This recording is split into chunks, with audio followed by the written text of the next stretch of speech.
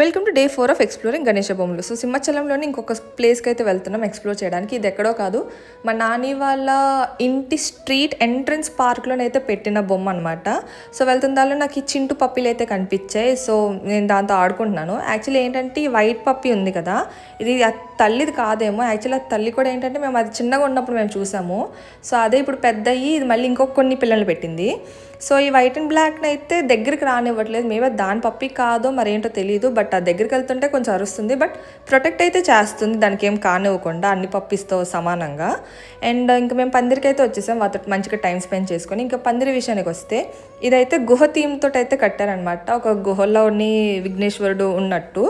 And బొమ్మ కూడా అలాగే పెట్టారు. నాకైతే ఇది కూడా కొంచెం యూనిక్గానే అనిపించింది. మీకు ఎలా అనిపించిందో కూడా కమెంట్ చేయండి. ఇంకా దర్శనం చేసుకొని ఇంకా వెళ్తుందాలో ఈ గుహలో కొన్ని ర్యాబిట్స్ని అండ్ అలాగే ఎక్వేరియం పెట్టారు, కొన్ని ఫిషెస్ని వేసి, అండ్ అలాగే కొన్ని ప్యారెట్స్ని కూడా పెట్టారు. ఇంతకీ మీకు ఎలా అనిపించింది కమెంట్ చేయండి. And also subscribe.